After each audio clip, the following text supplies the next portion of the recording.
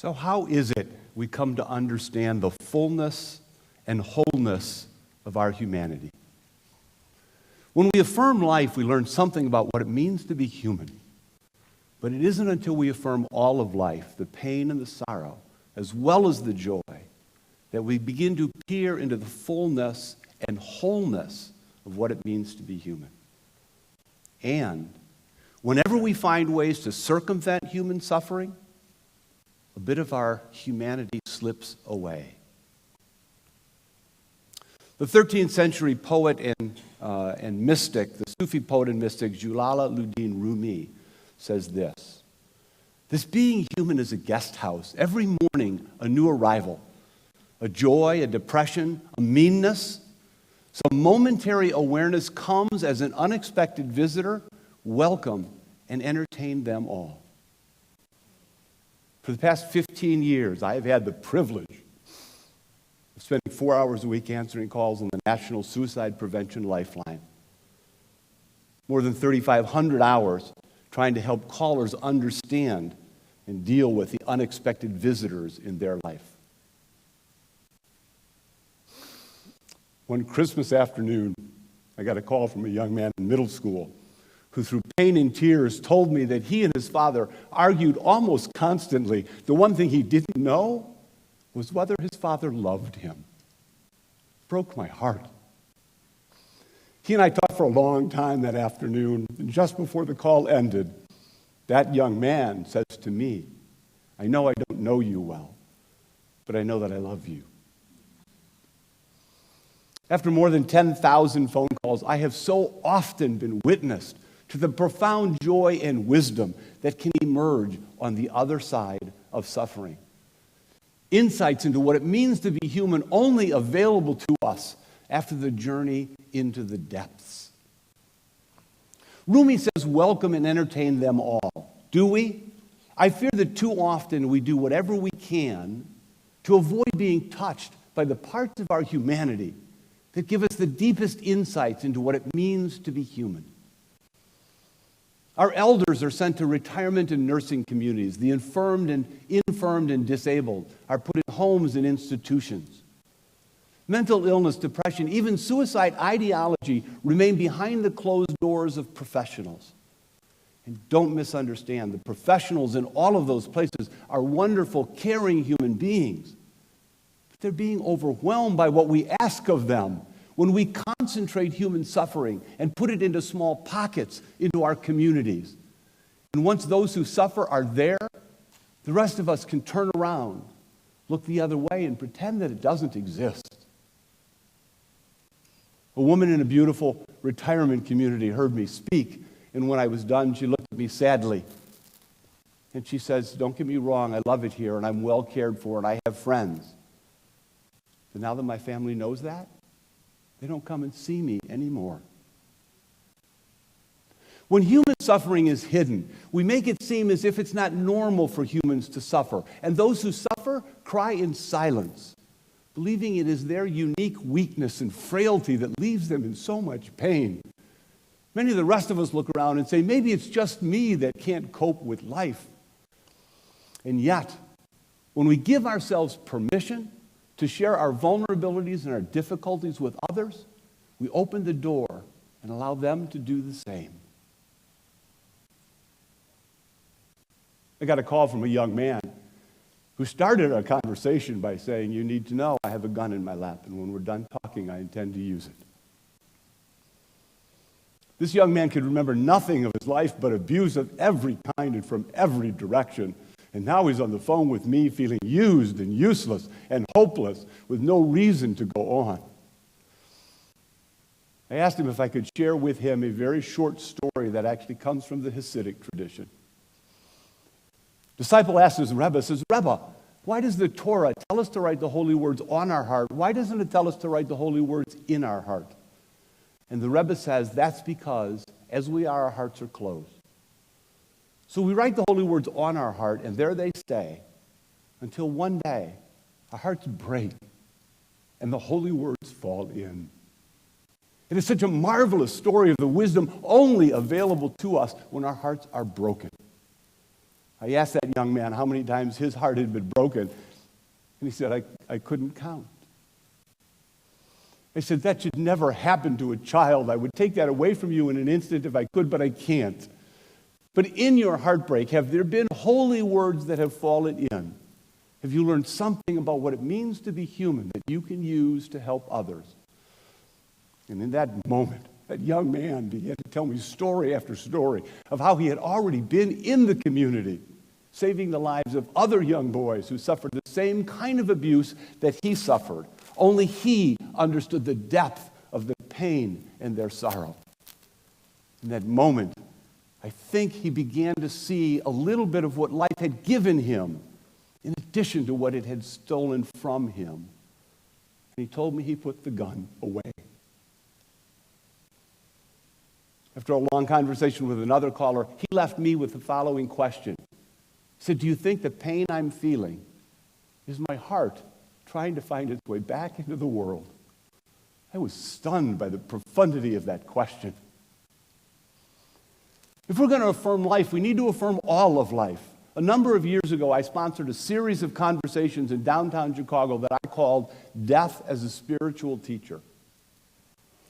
After the first conversation, a woman, Kathy, came up to me. She looked sad, confused, and actually a little bit angry. She said, I can't come back to any more of these conversations. She says, the people here do not understand death.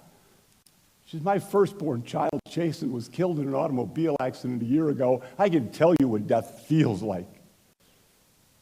I asked her to come back to the future conversations. I said, we need you here to help us understand. Thanks to the miracle of modern medicine, child and infant mortality knock on the doors of fewer families. Not very many of us understand the grief of burying a child. And those who do, like Kathy, often feel lost, alone, and broken. Kathy did return to those conversations, and she and I became very dear friends. We sat one day to record and publish an interview about the death of her son, Jason. And for hours I sat and I tried so hard to understand the depth of her grief. And for hours she and I shed an ocean of tears at her kitchen table. It's not the end of Kathy's story in many ways. Jason's death was the beginning. It's true, for a year after Jason died, she was so lost, alone, and broken, she could barely leave a chair in her living room. But then one day she did get up. And feeling Jason's presence in her life, she got up, she went back to school, she got her doctorate in psychology, finishing her residency 3 months after she turned 60. For the last several years, she's been working for the VA, helping veterans deal with the horrors of war. And then just within the last month or so, still feeling Jason's presence in her life, she felt called to accept an invitation to move from Chicago to Boston to do what she can to help still the raging waters of the opioid tsunami. I would give Jason back to Kathy in an instant if I could. But I know a piece of this, who this incredible woman has become, would be lost to us forever. Do I want to return to the days when we have to bury our children? I don't. My wife and I have 2 grown children, and I'm thankful we didn't have to bury any along the way. But if we had, would my relationship to the value and fragility of life be different? Of that there can be no doubt. As I said earlier, whenever we find ways to circumvent human suffering, a bit of our humanity slips away. One final story. A friend who knows of my work in suicide prevention told me that she had discovered a young man on Facebook talking about ending his life. She asked if I could send him a friend request and chat with him, which I did, and a few moments later on Facebook Messenger, we were sending messages back and forth, and he told me about the difficulties of his life and why he was often in so much pain. He felt that ending his life would be easier. The entire time we messaged back and forth, this young man kept saying to me, "Why are you wasting your time on me? I don't deserve it." After about an hour of sending messages back and forth, I said it would be easier if we could talk. I asked if he would call me. I was unprepared for his response. "I would, sir. But I live in Pakistan, and I can't even afford to buy cigarettes. In that moment, I realized that an aging American and a young Pakistani are communicating across cultures and thousands of miles and several generations about the essence of what it means to be human, regardless of the place of your birth or your age. What it means to be human is the same. I want to read, this is such a special young man, I want to read for you just a few words that he said to me in our initial conversation. He said, I'm specializing in English literature, but I've been a student of comparative religions, philosophical logic, parapsychology, metaphysics, ethics, general philosophy. People tell me I'm weird because I read so much. Not many people understand me because they're stuck in trivialities like talking on girls, movies, abs, cars, wishes, etc. I find more important things to care about, like in my country, little children beg in the streets. This news doesn't show that. Child labor, incompetent teachers, people killing people in the name of religions, hatred, racism, it all drives me mad. I told that young man if there was anything I could say to him that would encourage him, and he lived to make the world a little bit brighter, my life would have meant more. We didn't lose that young man. He has graduated from university. He now has a teaching position of his own, and just a couple of weeks ago, he and I returned to Facebook Messenger so I could ask him what he learned from the sorrow and the struggles as a university student that he can use now to help others. And he said in part, at university I would get children in the streets and feed them with what money I had and would be happy even when I went hungry myself. Today, if my students are suffering, I'm always approachable. I try to help because I don't want my students to suffer what I suffered. What we need is a few words of kindness to make someone today or to save a life. When Michelangelo was carving the statue of David, it is said that he was asked how he could find David in that amorphous block of stone. And his response was, I simply chisel away everything that doesn't look like David. In many ways, the events of our lives, especially the difficult ones, are like the chisel of Michelangelo. Bits and pieces of who we are not are chipped away, allowing the miracle of who we could be to begin to emerge. But I have spent time in my life with many people for whom life didn't just chisel away little bits and pieces, it tore holes in who they thought they were.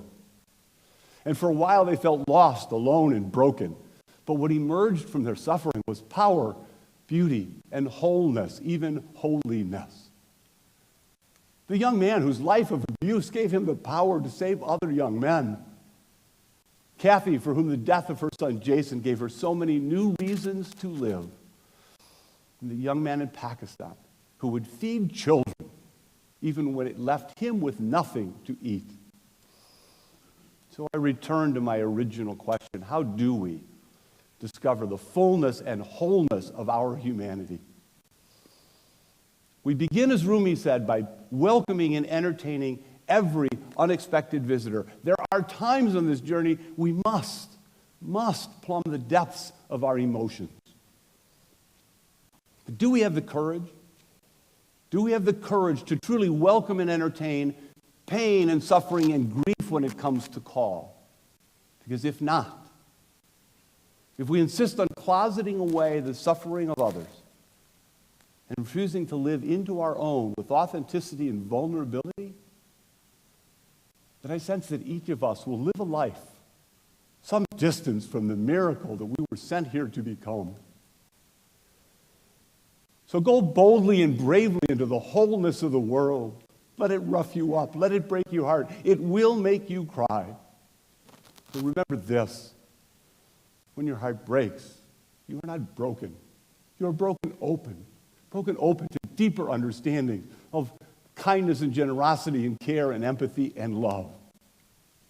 Because in the end, affirming all of life, welcoming and entertaining every unexpected visitor, is the only path forward that allows life itself to chip away every fragment of who you are not and allow the wholeness, the miracle of who you could be to emerge and live fully into the world. And then, as St. Catherine of Siena once said, You will set the world on fire. Thank you.